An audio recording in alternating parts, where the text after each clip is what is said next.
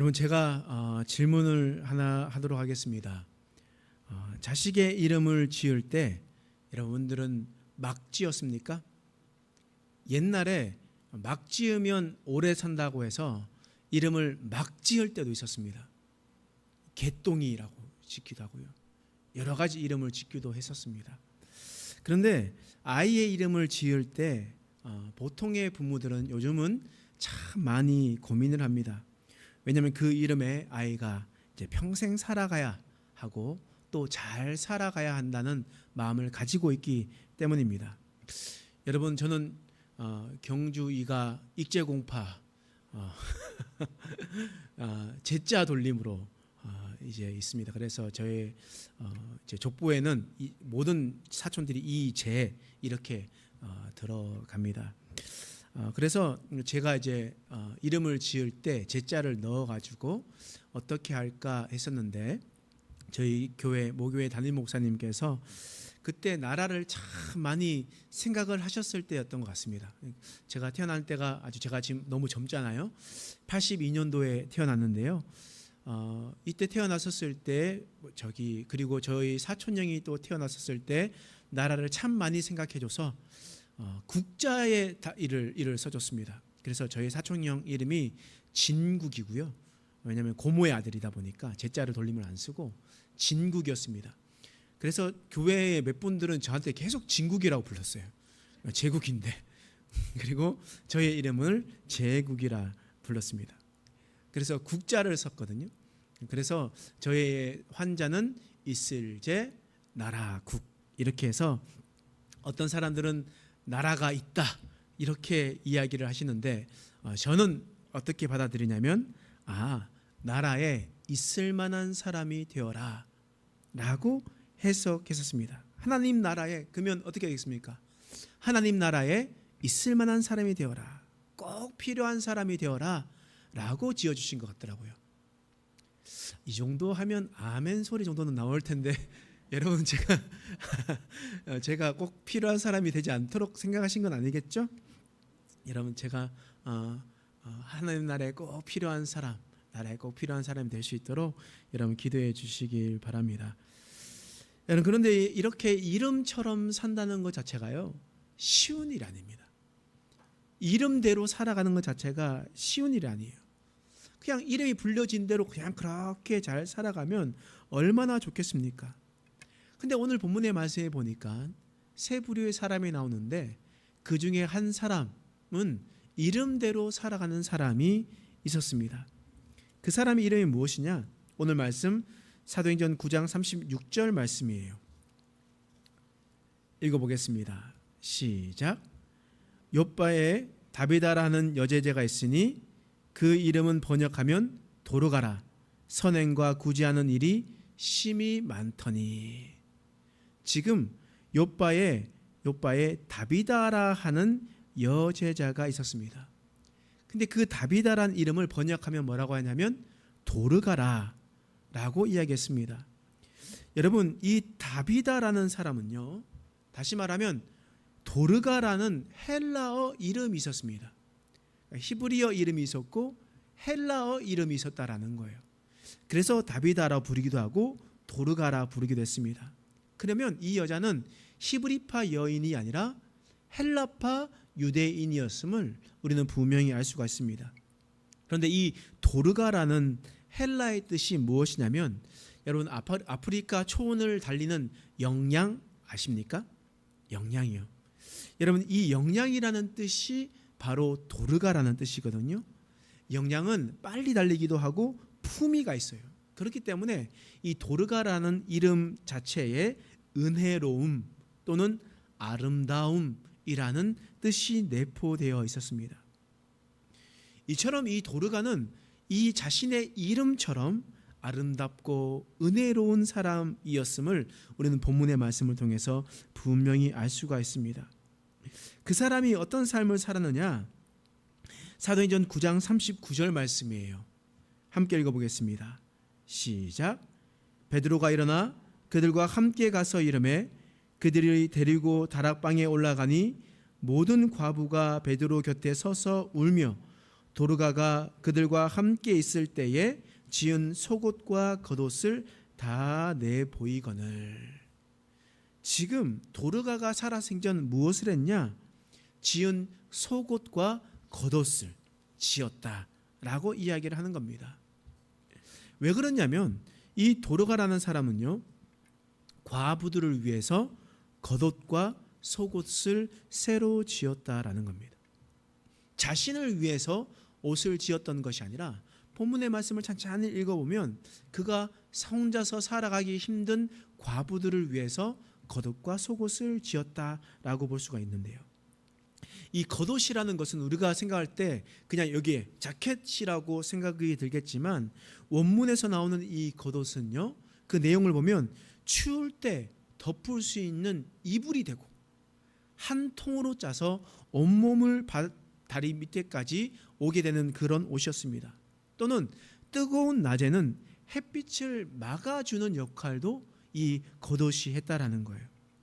근데 아모스서에 의하면 이 겉옷을 가지고 전당 잡은 자들이 있다라는 말씀이 기록되어 있습니다. 다시 말하면 이 겉옷은 전당 잡을 만한 고가의 물건이었다라는 것을 우리는 알 수가 있다라는 거예요. 그러면 바꿔 말하면 없는 사람에게 이 겉옷은 마지막으로 전당 잡을 수 있는, 왜냐하면 그것을 벗으면 속옷밖에 없을 것이고 속옷도 없을 수도 있는 상황이잖아요. 마지막으로 전당 잡을 수 있는 마지막 전 재산이었다라는 거예요. 날씨로부터 자신의 생명을 지킬 수 있는 유일한 도구였기 때문입니다. 이처럼 다비다라는 이 도르가는 이 겉옷을 지어줬어요. 과부에게 지어줬습니다. 고가이고 귀하고 한 사람의 재산일 만한 그것을 지어서 남에게 만들어주면서 살아갔었다라는 겁니다. 여러분, 다비다는요, 경제력이 없는 이런 과부들을 실질적으로 도와준 사람, 그런 도르가라는 사람이었던 것이었습니다. 도르가는 이름처럼 아름다운 일들을 했었고 그리고 또한 은혜로운 일들을 하면서 살아가고 있었던 것이었습니다. 그런데 이 여인이 죽었습니다. 이 여인이 죽어버렸어요. 그런데 본문에는 좀 이상한 점이 있습니다. 37절 말씀에 이런 말씀이 있어요. 읽어보겠습니다. 시작. 그때에 병들어 죽음에 시체를 씻어 다락에 누이니라. 지금 도르가가 죽었을 때 시체를 씻고 다락에 누웠다라고 이야기했습니다. 시체를 씻는다라는 것은 청결하게 하다, 아니면 또 우리로 얘기하면 염을하다라고 생각을 할 수가 있잖아요. 근데 이 이스라엘 백성들에게 있어서 이 염을하는 것은 시신에 향료를 발라줘야 됩니다. 시신이 잘 썩지 않도록 향료를 발라줘야 되는데 그 다비다의 시신에는 잘 씻기긴 씻겼지만 장례의 절차대로 향료를 뿌리지 않고 발라주지 않고 있었다라는 거예요. 그냥 몸을 깨끗하게 씻긴 채 그녀를 다락 위에 올려두었다라는 거예요. 여러분, 2000년 전에 이스라엘에는요, 초고층 빌딩이 없었습니다. 그러니까 대부분 1층이었어요. 그리고 그 1층의 높은 곳에 혹은 다락을 만들어 놓든지 아니면 간혹 2층에 있는 것을 만들어 놓을 수가 있었겠죠. 그런데 장례를 치르는데 가장 접근하기 힘든 다락에 올려놓는다라는 것은 실질적으로 우리가 또한 납득하기 어려운 상황이었어요. 왜 이들이 다락에 지금 이 다비다라는 도르가를 올려놓았을까? 9장 38절 말씀에 보면 이런 말씀이 있습니다. 읽어보겠습니다. 시작. 룻다가 욥바에서 가까운지라 제자들이 베드로가 거기 있음을 듣고 두 사람을 보내어 지체 말고 와달라고 간청하여. 우리의 장례의 습관은요, 대부분 3일장 하잖아요. 첫째 날은 우리가 위로하고, 둘째 날은 입관하고, 셋째 날은 발인을 해서 화장장에 가든지 아니면 매장을 하든지 그렇게 대부분 3일장을 합니다. 근데 이스라엘의 장례의 관습은요, 일단 시신을 씻기고 몸에 향료를 바릅니다. 그리고 그 당일에 매장하는 것이 관습입니다. 예수님을 보십시오. 예수님을 보시면 예수님이 죽고 난 다음에 그날 바로 무덤에 들어갔죠. 그리고 난 다음에 아리마대 요셉이 그 향료를 발라주러 가게 되는 일들을 우리는 보게 됩니다. 대부분 당일에 진행됩니다. 왜냐하면 날씨가 워낙 덥기 때문에 빨리 부패돼서 그렇습니다. 그래서 향료를 발라주는 거예요. 근데 여기서 그곳에 있었던 장례를 진행하지 않고 루다에 있는 베드로에게 가서 지금 불러오라고 하는 거예요. 이제 루다에서 요바까지 거리가 약 18km 정도 되거든요. 그러니까 왕복 한 40km 정도 되잖아요. 그럼 40km는 하루길입니다. 하루 만에 장례를 해야 되는데 하루길을 가서 데리고 와야 되는, 이틀이 되어야 되는 그런 곳에 베드로가 있다는 말을 듣고 베드로를 데리러 가게 되었던 것이었습니다. 빨리 장례를 진행하지 않고 베드로를 불렀었던 이유가 무엇이겠습니까? 여러분, 구약 성경에 보면 엘리야가 나옵니다. 엘리야 선지자. 여러분, 엘리야 선지자에는요, 시돈의 사르밧 과부와 함께 있었습니다. 사르밧 과부가 하나님께서 은혜 주셔가지고 그 집에 먹을 것이 없었는데 그 집에 떡과 기름이, 떡 만들 가루와 기름이 끊이지 않도록 하나님께서 은혜를 주셨어요. 근데 그런 과부의 아들이 죽어버렸습니다. 엘리야가 어떻게 했을까요? 열왕기상 17장 19절에 보면 이런 말씀이 있어요. 읽어보겠습니다. 시작.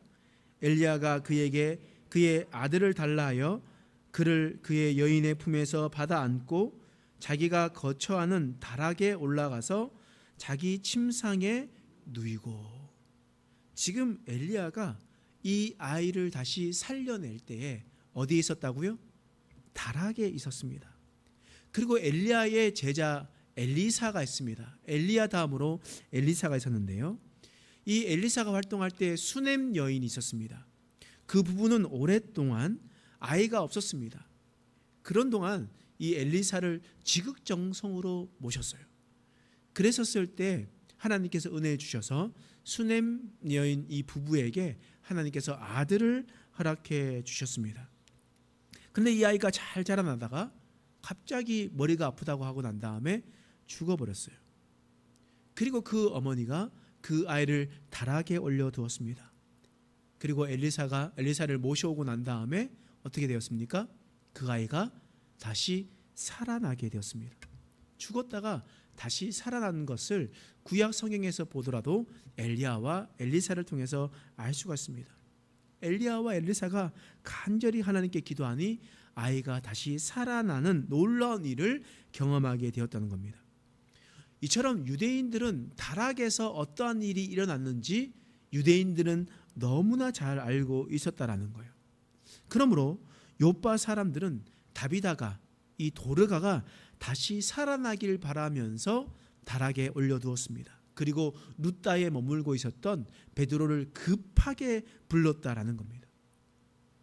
그때 베드로가 다시 요바에 왔었을 때 어떤 일이 있었냐? 40절 말씀이에요. 읽어보겠습니다. 시작. 베드로가 사람을 다 내보내고 무릎을 꿇고 기도하고 돌이켜 시체를 향하여 이르되 다비다야 일어나라 하니 그가 눈을 떠 베드로를 보고 일어나 앉은지라. 지금 유대인들은 대부분 일어서서 기도합니다. 그들은 일어서서 하나님을 예배하는 것이 관습입니다. 근데 베드로가 무릎을 꿇었다라는 것이 어떤 일인가요? 그들이 정말 간절하게 하나님 앞에 기도하고 있었다라는 거예요. 그리고 말합니다. 다비다야 일어나라. 다비다야 일어나라 라고 얘기했습니다. 그때 일어나섰을 때에 다비다가 눈을 뜨고 그 베드로 앞에서 앉아 있었다라고 이야기했습니다. 여러분, 지금 다비다는요, 죽은 지 적어도 이틀이 지난 상황이었습니다. 죽고 난 다음에 베드로를 불러와서 있었던 거니까 하루가 지난 것이었어요. 그럼에도 불구하고 지금 다비다야 일어나라 했었을 때에 그가 일어나게 되었습니다. 이런 베드로가 왜 다비다야 일어나라 그렇게 이야기를 했었을까요? 왜냐하면 그가 보고 배운 것이 있었기 때문입니다. 여러분, 제가 어렸을 때 저희 어머니는 뭐 지금도 그렇지만 밥을 하고 난 다음에 밥을 뚜껑을 딱 열면 정확하게 4등분을 딱 나눕니다. 그리고 난 다음에 그것을 쫙 펴가지고 막 섞어요. 그래서 딱 저는 볼 때마다 어머니가 밥을 하면 정확하게 4등분 나누어서 이게 섞으면 이렇게 하면 잘 섞이는구나 라고 하기 위해서 그걸 이제 보고 자랐습니다. 그리고 저희 집에 친구네 집에 갔어요. 어쩌다가 밥을 제가 먼저 뜨게 되었습니다. 그래서 제가 정확하게 밥을 4등분을 탁 뜨고 그리고 섞어가면서 밥을 떴어요. 그런데 갑자기 저의 밥 뜨는 모습을 본 저희 친구 어머니가 감탄하는 거예요.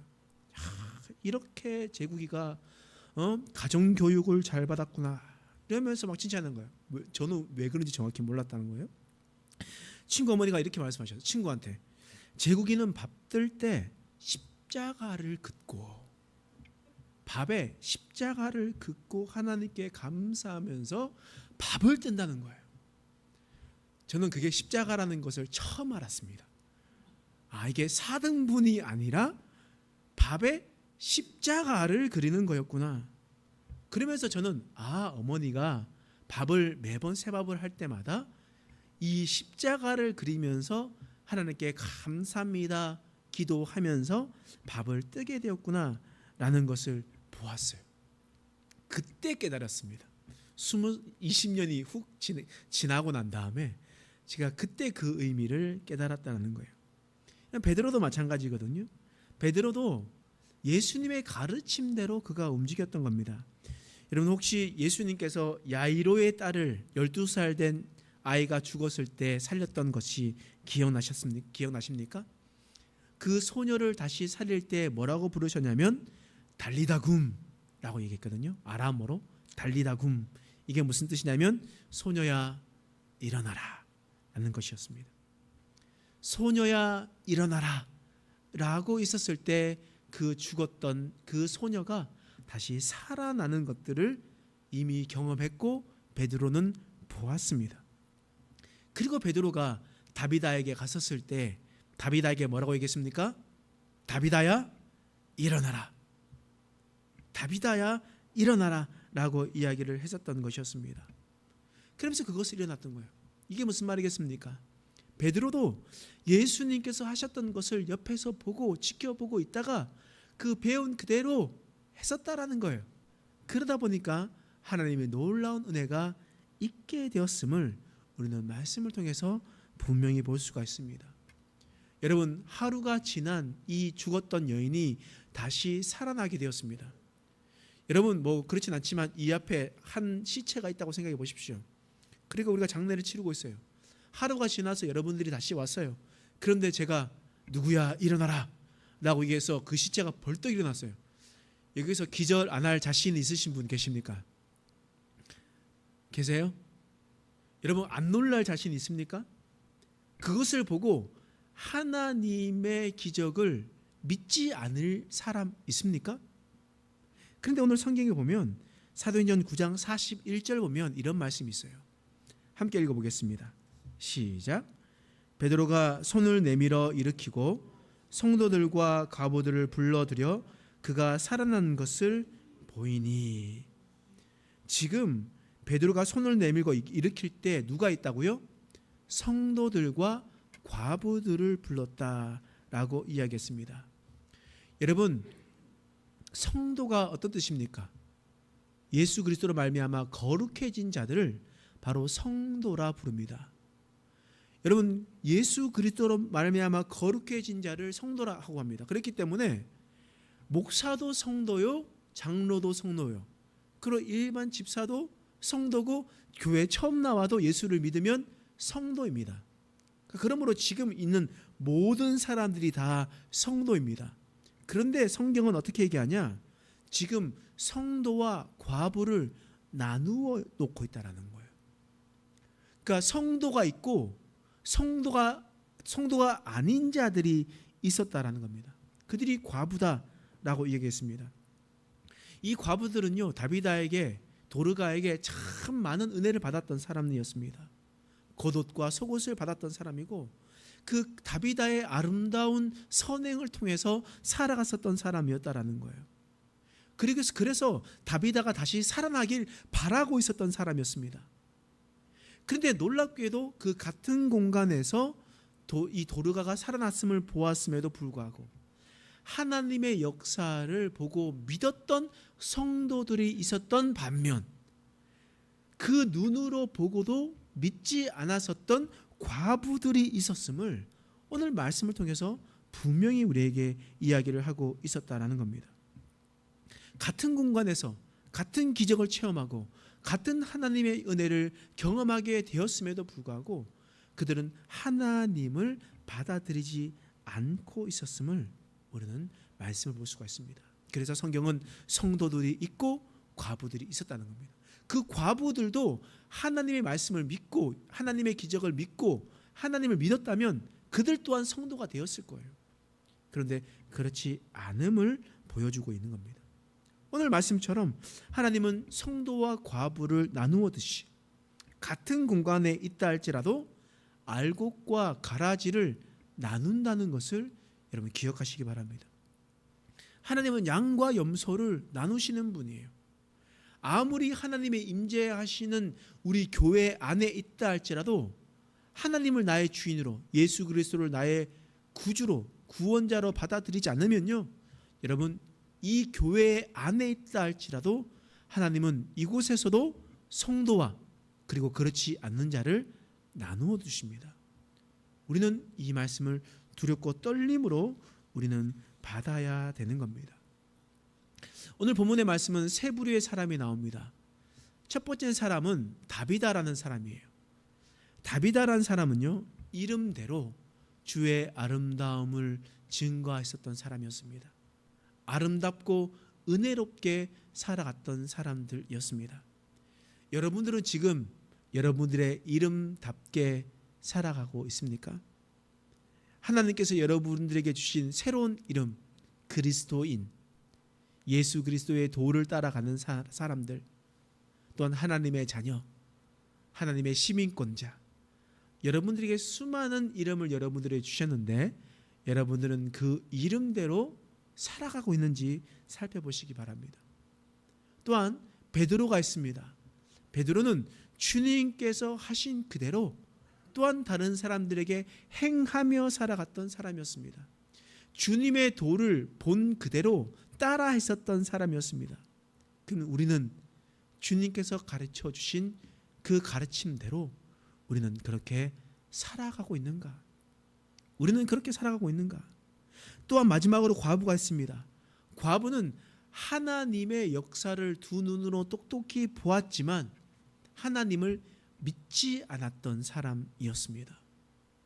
우리도 교회에 와서 은혜의 자리에 있고 하나님의 말씀에 선포되고 하나님의 기적을 매 순간 우리는 목도하지만 그럼에도 불구하고 과부들처럼 우리가 하나님을 믿지 않고 있지 않는지, 우리가 정말 하나님을 믿는지 우리가 다시 한 번 더 사랑하는 자들 되시길 간절히 소망합니다.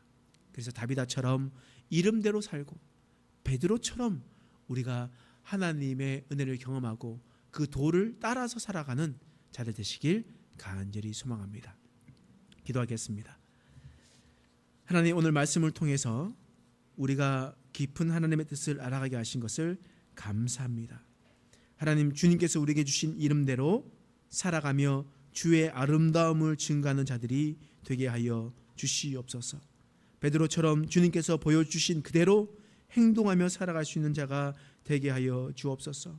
하나님, 그래서 우리가 예수님의 능력을 보고도 아직 믿고 있지 않는지 다시 한번 더 살펴보게 하셔서 다비다처럼 이웃을 예수 그리스도처럼 사랑하며 전하는 삶을 살아가고 그렇게 믿음으로 살아갈 수 있는 인생 되게 하여 주시옵소서.